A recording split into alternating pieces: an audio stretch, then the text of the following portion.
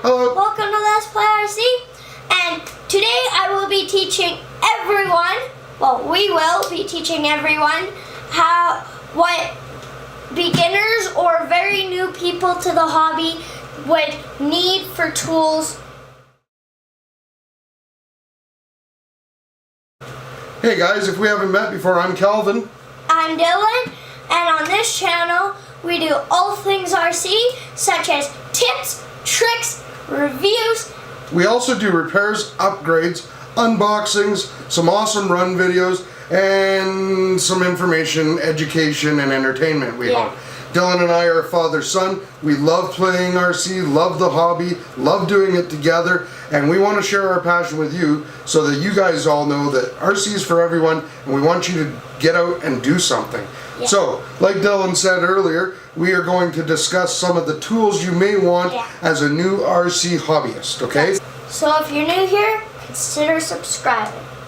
Okay, so with most RTR ready to run vehicles, you're going to get a package of tools like this. Now, these tools will work just fine if you're not someone who's going to pursue the hobby any further than a couple times a month or whatever. So, but if you are gonna do like more than a couple times a month, we would recommend getting a lot of these tools. That's right. So anyway, but in your starter pack with the RTR, you get a cross wrench. Don't ever throw these out. Dylan and I think we got about 10 of them. But we've also broke a few of them, so they're always handy to have, and they're really small, so you can take them anywhere with you. So, like I said, that bag comes with a bunch of stuff. Wrenches. But if you're going to stick with the hobby and get a little more detailed and a little more into it, first thing we would recommend you have is a little kit, something like this. It has your hex drivers and your nut drivers. And then it has a ratchet screwdriver handle. And it has a linkage wrench. So something like this will definitely get you moving along in the right direction as far as your standard everyday use. You guys probably want to get these. They're the most common. The 1.5, the 2.0, and the 2.5, as well as the 3.0. Oh, for the hex wrenches? Yes. Or the hex ends. Okay, that's a good point. So that's a good kit. Then we have a team associated hex driver. This comes with the hexes inside the handle. Yes. And that comes with all the standard sizes that Dylan just mentioned, the metric sizes, which is common on most modern day RC cars. As well as this one. So they all fit in here. I also really like that one because it's small, you can take it places, it keeps room handy, and it's good for children as well as adults. Right. Okay, another thing that's a good thing to have is a alpha knife. We call it an alpha knife in Canada. A hobby knife, a small knife. You're going to want this for trimming any Lexan plastic parts. You can cut wires, tape, and sometimes you can even use the end to dig dirt out of your screws on the bottom of your RC, or just digging anything out of anywhere actually. So another really good thing to have. A normal pair of scissors is fine. You don't need a normal pair of scissors.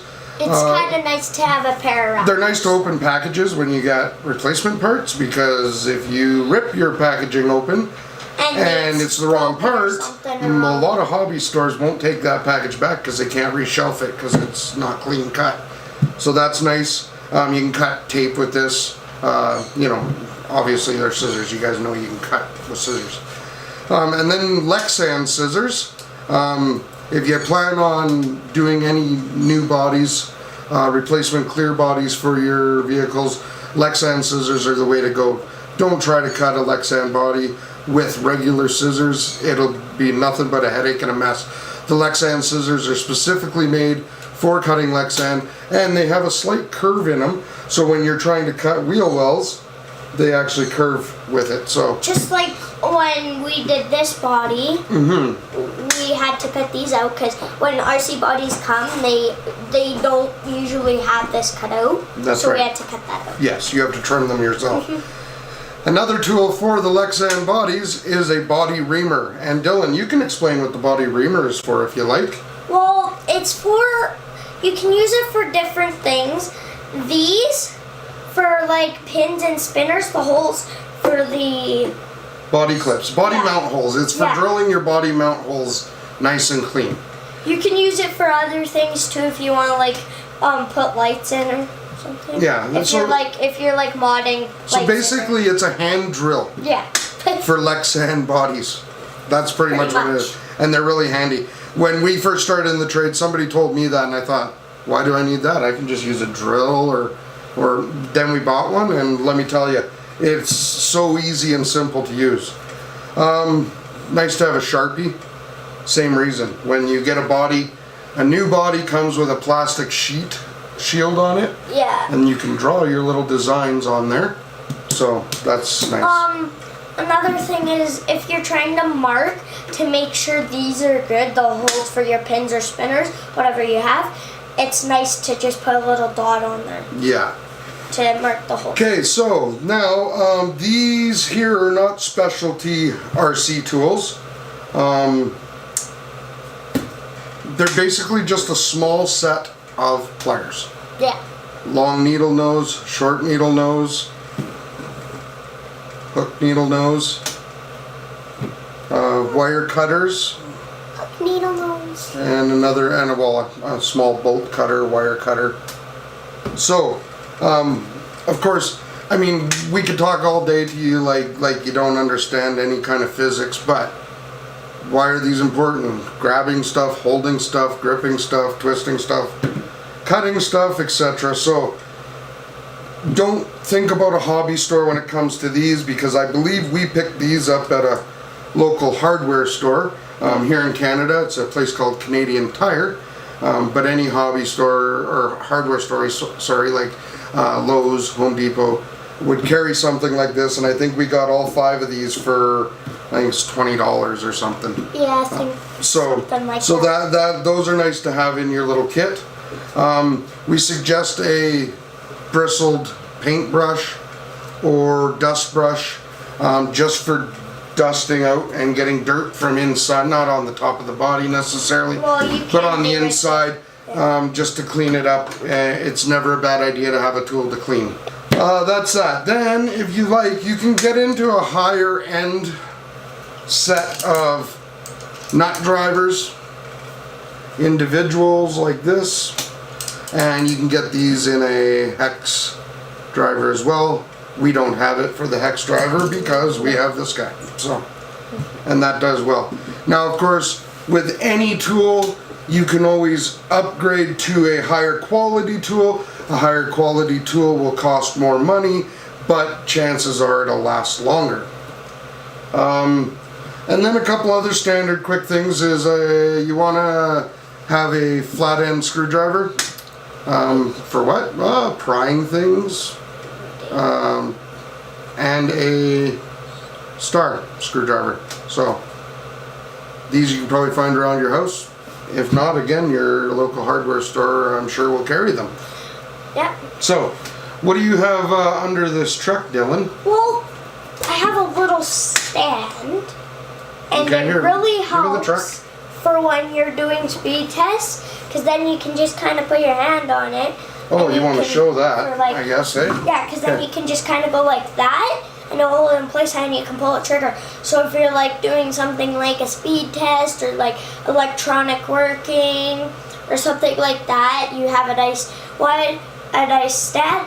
And also another thing it's good for. That way your tires don't get caught and run away on you. Yeah. You're not trying to hold it and get your fingers caught when you're doing an actual running test. So for an example, Dylan and I had a truck where the ESC electronic speed controller was glitching out, and the truck was trying to drive without actually using the controller. So we had it on here and held the top of this while we did the reprogramming, so that if the tires started going full speed, nobody was getting hurt because the tires weren't catching any grip. Yeah. So that's the main reason we use that stand. And that stand is made by Duratrax, not overly expensive.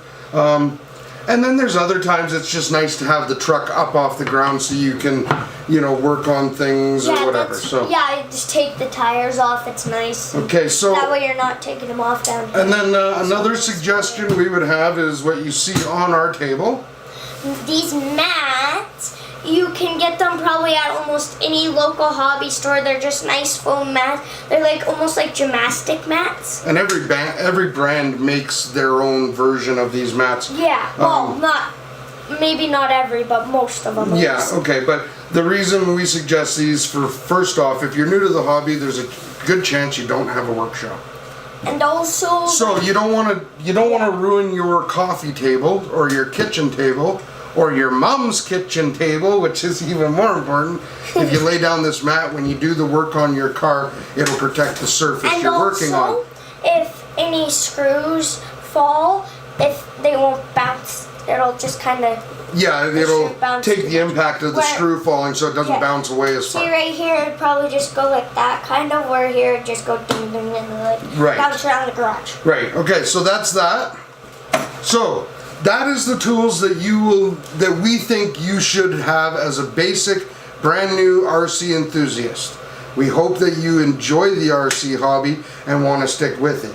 If you do want to stick with it, we have a couple small suggestions that we find really helpful, that aside from this basic stuff. Yes. Dylan, would you like to talk about that? So, this is the Dremel. Cordless. It's a small cordless Dremel. Yeah. This is kind of the Dremel stuff, just sanding and stuff like that. Cutting tool. Yeah, and stuff like tool. that for the Dremel. So it's kind of just a little kit. And what's the importance of that, son?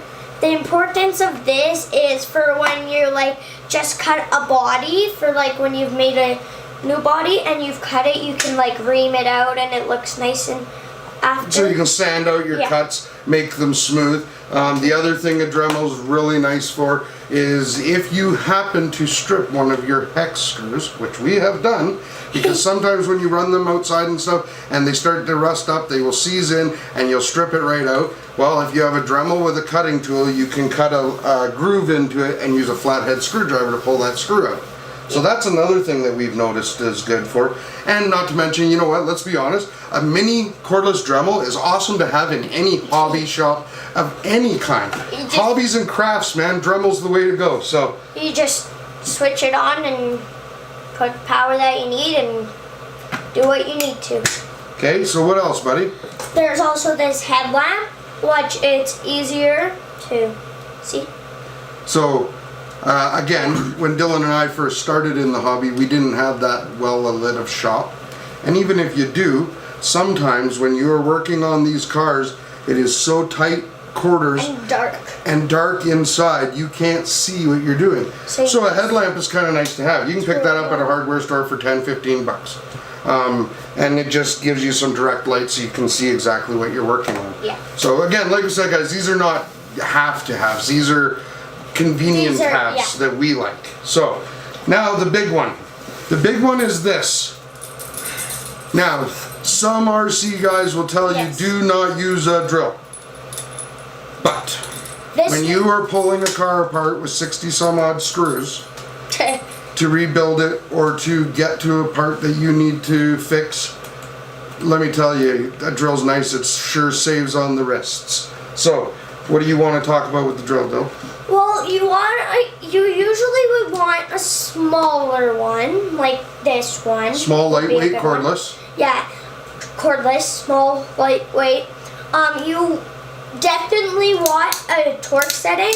It's actually called a chuck, because if you are like on like just normal setting, which on most drills it's just a normal setting, and not all drills have chucks, right?